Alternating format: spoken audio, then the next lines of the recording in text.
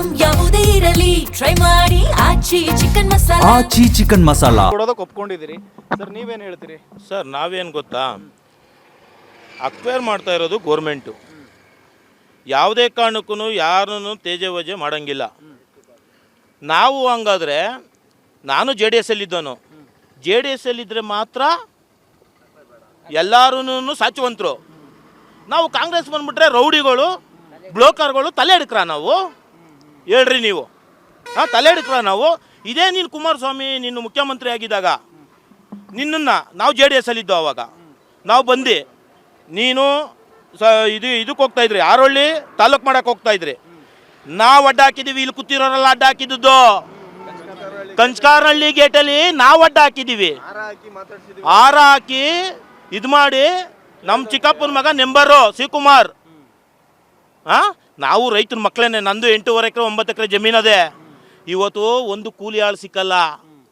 ನಾನು ಎಲ್ಲ ಪಾಳ್ಬಿಟ್ಟಿದ್ದೀನಿ. ಬರ್ರಿ ನನ್ನ ಜಾಗದಲ್ಲಿ ಹೇಳ್ತಾವ್ರಲ್ವಾ, ನಂದು 200 ಅಡಿ ನೀರು ಬೀಳ್ತದೆ, 300 ಅಡಿ ನೀರು ಬೀಳ್ತದೆ ಅಂತ. ಬರ್ರಿ ನನ್ನ ಭೂಮಿಲಿ ಬಿಡಿಸ್ಕೊಡ್ರಿ ನೀರು. 5 ಎಕರೆ ಇದೆ, 1.5 ಕಿಲೋಮೀಟ್ರಿಂದ ನೀರು ತಂದಿದ್ದೀನಿ.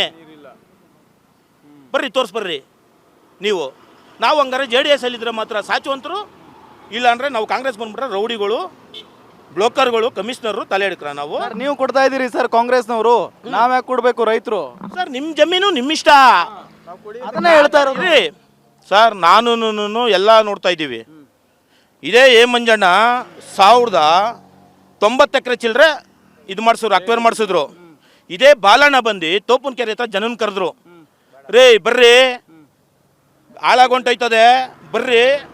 ಯಾರೋ ಒಬ್ಬ ತಿಮ್ಮೇಗೌಡನಿಗೋಸ್ಕರ ನೀವು 10,600 ಎಕರೆಯಲ್ಲಿ ಯಾಕೆ ನೀವು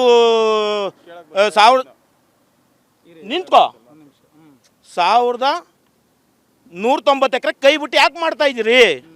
ಇಲ್ಲ ನಮ್ಮೊಂದು ರೆಡ್ ಝೋನ್ ತೆಗೆದುಬಿಟ್ಟು ಮಾಡ್ಕೊಳ್ಳಿ, ಇಲ್ವಾ ನಮ್ಮೊಂದು ಸೇರಿಸ್ಕೊಂಡು ಮಾಡ್ಕೊಳ್ಳಿ ಅಂತ ಅವತ್ತೇ ಹೋದೋ ನಾವು ಮಂಜಣ್ಣಂತಕ್ಕೆ. ನೀವು ಸಸ್ಯನಲ್ಲಿ ಮಾತಾಡ್ಬೇಕಣ್ಣ ಅಂತ. ಮಂಜಣ್ಣ ಏನಂದ್ರು ಗೊತ್ತಾವ? ಸಿಂಪಲ್ ನಿಂಬು ಉತ್ತರ ಕೊಟ್ಟರು ಅವತ್ತು. ನಾವು ಅವ್ರ ಜೊತೆಲಿದ್ದವ್ರೆ, ಅವ್ರಿಗೆ ಅಭಿಮಾನಿಯಾಗಿದ್ದವ್ರೆ. ಕಾರಣಾಂತರದಿಂದ ನಮ್ಮನ್ನ ಯಾವ ಥರ ನಡೆಸ್ಕೊಂಡ್ರಿಂದ ನಾವು ಕಾಂಗ್ರೆಸ್ ಬಂದೋ, ಸರಿನಾ? ಅವತ್ತು ಹೇಳೋದಕ್ಕೆ ಏನಂತ ಉತ್ತರ ಕೊಟ್ರಣ್ಣ ನೀವು? ಅವನಿಗೆ ಅಧಿಕಾರ ಇಲ್ಲ, ಕಮಿಷನ್ಗೆ ಬಂದವನೇ ಅಂದ್ರಿ. ಇವತ್ತು ನೀವು ಮಾಡ್ತಾ ಇರೋದೇನಣ್ಣ? ಮಂಜಣ್ಣರೇ ಉತ್ತರ ಕೊಡಿ ಇದಕ್ಕೆ ಫಸ್ಟು ನಮಗೆ, ಸರಿನಾ? ಇವತ್ತು ರಾಜಕೀಯ ಇವತ್ತಿರ್ತದೆ ನಿಂತು ನೀರು. ನಾಳೆ ದಿನ ಕುಮಾರಸ್ವಾಮಿನೂ ಡಿ ಕೆ ಶಿವಕುಮಾರಣ್ಣ ಇದಾಗ್ಬೋದು, ಒಂದಾಗ್ಬೋದು. ಇವತ್ತು ನಾನು ನಿನ್ನ ಪಕ್ಷಕ್ಕೆ ಬರ್ಬೋದು, ಹೇಳೋಕ್ಕಾಗಲ್ಲ ಹತ್ರನ. ಇದು ರಾಜಕೀಯ ಇದು ಆಲೆ. ರಾಜಕೀಯದಲ್ಲಿ ಏನ್ ಬೇಕಾದ್ರೂ ಆಗ್ಬೋದು, ಯಾರು ಬೇಕಾದ್ರೂ ಶತ್ರು ಆಗ್ತಾರೆ, ಯಾರು ಬೇಕಾದ್ರೂ ಮಿತ್ರ ಆಗ್ತಾರೆ. ಬಟ್ ಕೊನೆಗೆ ರೈತರಲ್ವಾ, ರೈತರು ಯೋಚನೆ ಮಾಡಬೇಕು. ರೈತರು ಅವ್ರು ಯೋಚನೆ ಮಾಡಿ ಹೇಳ್ತಾ ಇದ್ದಾರೆ, ನಮ್ಮ ಪೂರ್ವಜರಿಂದ ಬಂದಂಥ ಜಮೀನನ್ನು ನಾವು ಕೊಡಲ್ಲ, ನಾವು ಇಲ್ಲೇ ಬೀಳ್ತೀವಿ, ಇಲ್ಲೇ ಸಾಯ್ತೀವಿ, ಇಲ್ಲೇ ಎಲ್ಲ ಮಾಡ್ತೀವಿ, ನಾವು ಭೂಮಿ ಕೊಡಲ್ಲ. ಅದು ಅವರ ಹಕ್ಕು ಅಲ್ವಾ? ಅದಕ್ಕೆ ನಾನೊಂದು ಎಕ್ಸಾಂಪಲ್ ಕೊಡ್ತೀನಿ. ನಾನು ಹುಟ್ಟಿದಾಗ ನಮ್ಮಪ್ಪ ನೀನು ರೈತನ ಕೆಲಸ ಮಾಡ್ಕೊಂಡು ಬಾರೋ ಅಂತ ನನಗೆ ಹೇಳಲಿಲ್ಲ. ನನ್ನದೇ ಆದಂಥ ಒಂದು ಬಿಸ್ನೆಸ್ ಮಾಡಿದ್ದೀನಿ, ನಾವೇ ಆದಂಥ ಒಂದು ಬಿಸ್ನೆಸ್ ಕಂಡ್ಕೊಂಡಿದ್ದೀವಿ. ಯಾರು ಇವತ್ತು ರೈತನ ಮಗ ನನ್ನ ಮಗನ ಉಳಕ್ಕೆ ಕಳಿಸ್ತಾ ಇದ್ದೀನಿ ಅಂತನೋ, ಊಟ ತಿನ್ನಲಿಲ್ಲ ಅಂದರೆ ಮೊಬೈಲ್ ಕೊಡ್ತಾರೋ ಸರ್ ಕೈಗೆ? ಹೇಳಿ ಸರ್ ನೀವು. ಇವತ್ತು ನನ್ನ ಮಗನ್ನು ಕಾರ್ಮೆಂಟ್ಗೆ ಹಾಕಿದ್ದೀನಿ. ಯಾರು ರೈತನ ಮಗ ಗೌರ್ಮೆಂಟ್ ಸ್ಕೂಲಲ್ಲಿ ಓದಿಸ್ತಾ ಇದ್ದೀವಿ ನಾವು.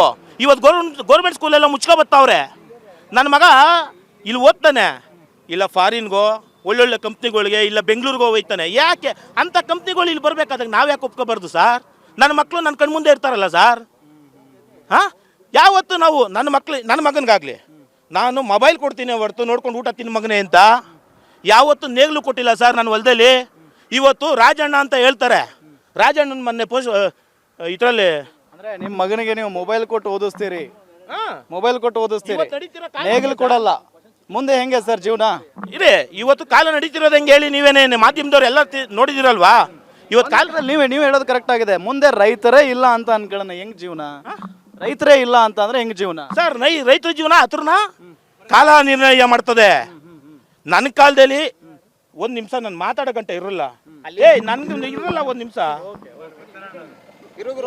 ಅಲ್ಲಿ ಫಸ್ಟ್ ಬೆಂಚ್ ಹೋರಾಟಗಾರ ಮಾಡ್ತಾವ್ರಲ್ಲ, ಅವ್ರ ಮನೇಲಿ ಎಷ್ಟು ಜನ ಭೂಮಿ ತುಳಿತಾವ್ರೆ, ಎಷ್ಟು ಜನ ಕೆಲಸ ಮಾಡ್ತಾವ್ರೆ, ಅದು ಪ್ರಶ್ನೆ ಮಾಡ್ಬೇಕು. ಅಲ್ಲಿ ಫಸ್ಟ್ ಬೆಂಚ್ ಹೋರಾಟಗಾರ ಮಾಡ್ತಾವ್ರಲ್ಲ, ಫಸ್ಟ್ ಬೆಂಚ್ ಹೋರಾಟಗಾರರಿಗೆ ನೇರ ಸವಾಲಾಗ್ತಾ ಇದ್ದೀನಿ. ನಿಮ್ಮ ಮನೇಲಿ ಎಷ್ಟು ಜನ ಇದು ಮಾಡ್ತಾವ್ರೆ, ಎಷ್ಟು ಜನ ಕೆಲ್ಸಕ್ಕೆ ಹೋಯ್ತಾವ್ರೆ? ಮೊನ್ನೆ ಪವರ್ ಟಿವಿಲಿ ಒಬ್ಬ ಶ್ವೇತಾ ಅನ್ನೋ ನಮ್ಮ ಸಹೋದರಿನೇ ಹೋಗಿದ್ರು. ಅವ್ರು ತಮ್ಮ ಟೊಯೋಟೋದಲ್ಲಿ 1 ಲಕ್ಷ ಚಿಲ್ಲರೆ ಸ್ಯಾಲ್ರಿ ತಗೋತಾವನೆ. ಅವ್ನು ಯಾಕೆ ವ್ಯವಸಾಯ ಮಾಡ್ತಾ ಇಲ್ಲ? ಇಲ್ಲಿ ನಮ್ಮ ಕೆಪಿಶರಿ ದೊಡ್ಡಿಯವರೇ ಅರ್ಚನಾ ಅಂತ, ಅವ್ರ ಹಸ್ಬೆಂಡು ಟ್ರಾನ್ಸ್ ಸಿಸ್ಟಮಲ್ಲಿ ಕೆಲಸ ಮಾಡ್ತಾವ್ರೆ. ಈಗ ಅಲ್ಲಿ ಹೋರಾಟ ಮಾಡ್ತಾರೋರು ಎಷ್ಟು ಜನ ಭೂಮಿಯಲ್ಲೇ ಕೆಲಸ ಮಾಡ್ತಾವ್ರೆ. ನಾನು ಮಾಡ್ತಾ ಇದ್ದೀನಿ, ನಾನು ತಾಕತ್ತದೆ, ನಾನು ಹೇಳ್ತೀನಿ. ಅವ್ರ ಧೈರ್ಯ ಅದಾ ಹೇಳ್ಕೊಳಕ್ಕೆ? ಹಾಂ ಸರ್, ಹೌದಲ್ವಾ? ನೀವು ಕಾಲಕಾರಣ ಕೇಳಿದ್ರಿ ಅಲ್ವಾ? ನಮ್ಮ ಅಪ್ಪನ ಜಮೀನು ಐತೆ ಸರ್. ನಮ್ಮ ಅಪ್ಪ ವ್ಯವಸಾಯ ಮಾಡ್ತಾಯಿದ್ರು, ನಾನು ವ್ಯವಸಾಯ ಮಾಡ್ತಾ ಇದ್ದೀನಾ ಇವತ್ತು? ಹೇಳಿ.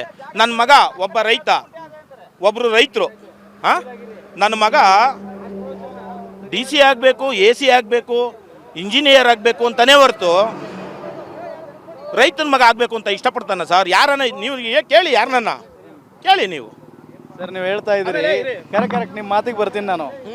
ನೀವು ರೈತರಾಗಿ ನೀವೇ ಹೇಳ್ತಾ ಇದ್ದೀರಿ ಮುಂದೆ ನಾವು ರೈತಕ್ಕೆ ಮಾಡಲ್ಲ, ನಾವು ಜಮೀನು ಉಳಲ್ಲ ಅಂತ ಹೇಳಿ.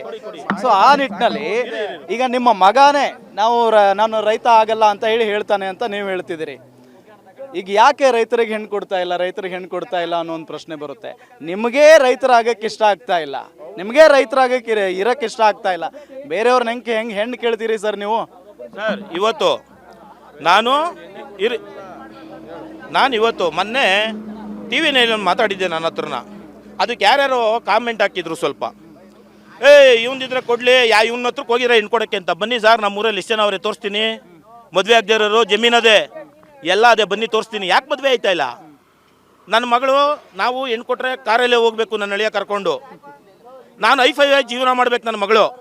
ಆಯಿತು, ಒಬ್ಬ ರೈತನ ಕೊಟ್ಟು ಹೊಲ್ತಕ್ಕೆ ಇಟ್ಟೆತ್ಕೊಂಡು ಹೋಗ್ಲಿ ಬಿಡಿ ಸರ್. ಗಂಡ ರೈತನ ಕೆಲಸ ಮಾಡ್ತಾನೆ ಇವತ್ತು, ತಗೊಂಡೋಗ್ಲಿ, ತಗೊಂಡೋಗ್ಲಿ. ನನ್ನ ಮಗಳು ಐಫೈ ಆಗಿರಬೇಕು, ಇದಿರಬೇಕು. ಇದೇ ನಿಖಿಲ್ ಕುಮಾರಸ್ವಾಮಿ ಅವರು ಮದುವೆ ಆದ್ರಲ್ವಾ, ಒಬ್ಬರು ಬಡ ರೈತನ ಮಗಳು ಮದುವೆ ಆಗಬೇಕಾಯ್ತು. ರಾಜಕೀಯದ ಮಕ್ಕಳು ಮಾತ್ರ ರಾಜಕೀಯ ಆಗ್ಬೋದು. ನಾವು ಹಂಗಾರೆ ರೈತನ ಮಕ್ಕಳು ರೈತನಂಗೆ ಇರಬೇಕಾ ಸರ್? ಹೇಳಿ ನೀವು, ತಿಳಿಸಿ ನೀವು, ರಾಜಕಾರಣಿಗಳು ತಿಳಿಸಿ ನೀವು. ಹಾಂ, ಇನ್ನೊಂದೇ ಬೀಟಲ್ಲಿ ಕೊಡ್ತೀನಿ, ಬನ್ನಿ ಮಾತಾಡೋಣ. ಇದೆಲ್ಲ ಲೈವ್ ಹೋಗಬೇಕು.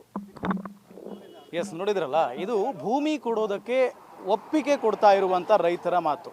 ನಮಗೆ ನಮ್ಮದೇ ಆದಂಥ ಕನಸುಗಳಿದ್ದಾವೆ, ನಾವು ಭೂಮಿ ಕೊಡೋದಕ್ಕೆ ಒಪ್ಕೊಂಡಿದ್ದೀವಿ. ಇನ್ನುಳಿದವರು ಅವ್ರ ಇಷ್ಟ, ಅವ್ರು ಕೊಡ್ತಾರೋ ಬಿಡ್ತಾರೋ. ಬಟ್ ಇನ್ನೂ ಕಾನೂನು ಪ್ರಕಾರ ಇನ್ನೂ 30 ವರ್ಷಗಳು ಹಿಂಗೆ ಹೋದರೂ ಕೂಡ ಇದು ಈ ಜಮೀನು ಸರ್ಕಾರಕ್ಕೆ ಹೋಗೋದು ಗ್ಯಾರಂಟಿ. ಹಾಗಾಗಿ ಇದನ್ನು ಇಲ್ಲಿಗೆ ಬಿಟ್ಟುಬಿಡೋಣ ಅನ್ನೋ ನಿಟ್ಟಿನಲ್ಲೂ ಕೂಡ ಭೂಮಿ ಕೊಡೋದಕ್ಕೆ ಒಪ್ಪಿಗೆ ಒಪ್ಪಿಗೆ ಕೊಡದೇ ಇರುವಂಥ ರೈತರು ಹೇಳ್ತಾ ಇರುವಂಥ ಮಾತು. ಗ್ಯಾರಂಟಿ ನ್ಯೂಸ್, ಸುದ್ದಿ ಖಚಿತ, ನ್ಯಾಯ ನಿಶ್ಚಿತ.